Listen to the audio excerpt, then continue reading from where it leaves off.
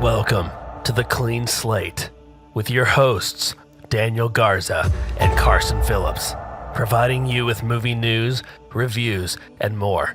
Sit back, relax, and don't forget to go to the concessions to get your popcorn and drinks. For your entertainment, this is The Clean Slate Podcast. All right, ladies and gentlemen, welcome back to The Clean Slate Podcast. I'm Carson Phillips. I forgot my name for a second. That's Daniel Garza. It's only day 3, That's our man. third episode. Yep, 31 days of Halloween. If you know us, we love ghouls and gals. So that's what we're celebrating this week, or this month. So we're going to be watching 31 horror films or Halloween adjacent. Yes. Fun stuff. Fun things. Can't call Scooby-Doo horror film. But yeah, well, maybe for like a 2-year-old. Okay, guys. So today we got actually a throwback. Not necessarily an original, but we have it's a remake or a prequel or a sequel. Which one was it? It's a remake. Yeah, Okay. It's a remake. I haven't seen the original though, which is crazy to say. But this one was fun. I actually enjoyed this movie. Yeah, I thought you would like it for the most part. Like when I saw the trailer of it, I was like, "Oh heck no!" Because I have a thing about just body dismemberment. No, not blobs. Oh, really? Yes. You're in for a treat later in this month. Oh God. So anyway, guys, we watched The Blob, 1988, and their logo is "Terror has no shape." Okay, I want to remake this movie, dude. Oh, There's man. another movie coming up this week that I don't really think want you to could. remake, like genuinely. Yeah. But this would be a cool one to remake. You know what? I have actually, after watching this movie, I think it's solidified, and I'm comfortable saying this, that I have a really keen like or love, maybe, for 80s movies. Like, Wow, this is new. Yeah, This is no, new for you. literally, just, I kind of like the whole vibe. I like New the as in feel. this year. The only one that I still do not like, and I'll stand by it, is what's the library one where they're all in detention together? The library one. Um, Breakfast Club. Yeah, he yes. hates Breakfast Club. I hate Breakfast Go Club. back to if you are new to the podcast, go back and listen to that one, and then tell me why he's stupid. I need backup on this. It's overrated. People blew it out of proportion, and you know what? Dang. Let's move on. All right, here is the Dang. logline for The Blob. A deadly entity from space crash lands near a small town and begins consuming everyone in its path. Panic ensues as shady government scientists try to contain the horrific creature. Cool. I Yeah. like that. Pretty succinct. Is that a word? Logline? Sure. I would say so. All right, give them a little rundown of the movie. Yeah, so this is a remake of a classic film from way back in the day. Yep. You should watch that one. I haven't, but I think they're all on Apple TV maybe. I was looking at them the other day. There's like maybe 3 or 4 altogether. Yeah.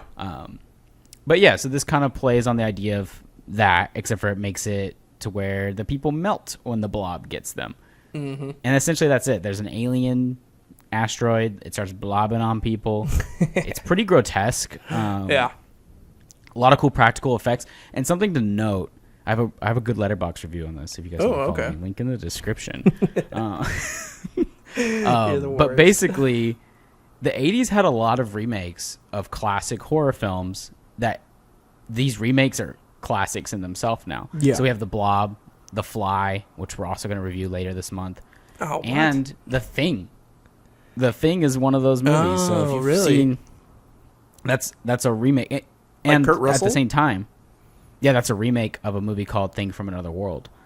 Got it. Based on a book. Stupid. I don't want to get into too much detail there. But this is cool, too, because it reinvents this classic, like, oh, we're all blob together just by making it gross. And Yeah. that's also what The Thing does and The Fly does. And I love that. So Yeah.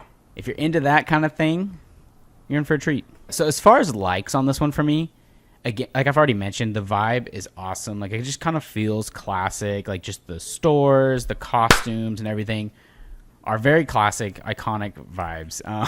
Sorry, we're doing some technical difficulties behind the scenes, and I got scared. But also, I love the practical effects. Something you guys are gonna learn about me if you don't know already. The grosser the horror film, the better. Like I love when this dude's in the blob and you see his face melting. That's some cool stuff. Like I loved it. The plot is not strong, I will say. Like, it's pretty by the numbers. It kind of actually, and I don't mean this as a diss to either movie, but it reminds me of Mars Attacks a little bit, which Mars Attacks is supposed to be funny. So I guess this is like, I don't know for sure if this is the intention, but it does feel like a dramedy horror film. Okay. Because there is some like relationship drama stuff going on, and like, oh, you don't understand me, Dad, or like this guy's kind of framed for murder, which I don't know how he would blob people to death, but and there could be like a deeper analysis of this about like how nobody trusts each other and Mother Nature's coming for you, baby. But yeah, it's just a fun movie. It's a good popcorn flick. So it'd be a date night. Aw, Art LaFleur is dead. Rip. He plays the dad. I don't know. The girl's dad. Is he dead? Yeah, he died in 2021. I liked him. So sad. I remember him from Angels in the Outfield. Anyway, okay, guys, so let's get into our likes and dislikes. You kind of already went into it just a tad. Yeah.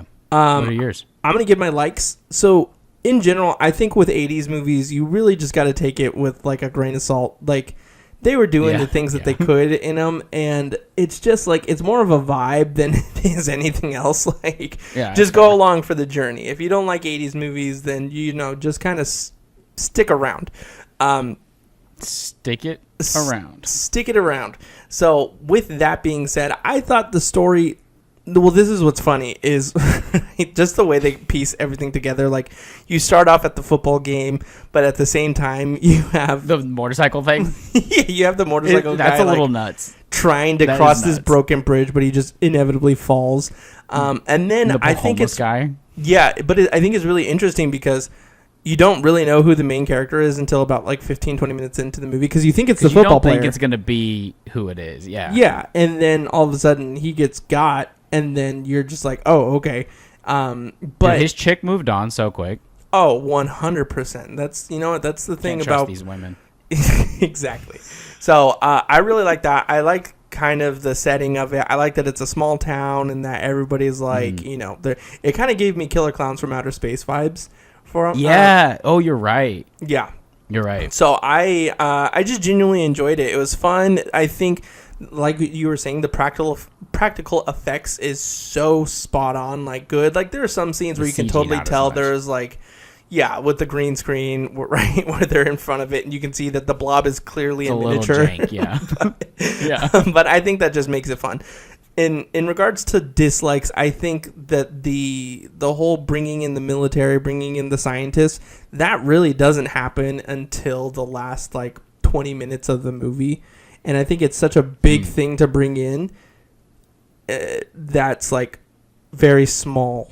Kind of like, what is that movie, Super 8? Remember Super 8? Like how the intent... this has that vibe. It has that vibe, but it's like with the military aspect of it, that's really in the first 20 minutes of the movie, and then you're like, you follow along both stories. So I kind of wish there was a little bit more like that, but overall, there's no like main military character for us to latch onto. Sure, yeah, exactly. So I think overall, I really enjoyed it. I would probably give this about a 7 out of 10. Would watch again. But it was more of a fun ride than anything. Like there's no material there or meat or substance, but it's fun. I think doing like a movie marathon with some friends where you have like milkshakes and popcorn and like kind of maybe do like an 80s or 60s theme even, because this does feel 60s for some reason. Yeah, it does. And just having like a little party would be fun. Yes. Sweet. Okay, well, do you have any dislikes? Or did you already say your dislikes? I mean, I kind of said them already, but I did think of another one, and it's a big one. It's honestly like it's make or break almost. Got it. Why isn't the blob cute? That's my question. That's my dislike. I think make blobs cute again. I agree with you. And I agree. I wish he was cute. It's an inaccurate depiction of blobs. Monsters versus Aliens. Why doesn't he look like that? That's what I want. Yeah, that would have been a more accurate depiction of blobs everywhere. Yeah. All right, guys. Blob representation in media. This is great. This is great content.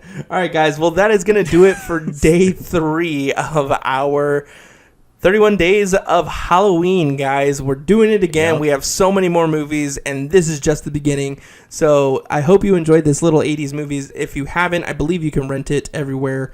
But yeah, tell us what you think. Tell us what you want us to review, and we can talk about it. But yeah, guys, thanks for sticking around. And now we're finally doing video podcasting, which is a whole behemoth in it of itself. Yeah, good luck, future you. Yeah, Future I know. Daniel, I'm the one who's not editing future all audience this. member. So, well, I guess the audience member too. anyway, guys, thanks for stopping by, and we will see you tomorrow with another horror movie. That's a clean slate.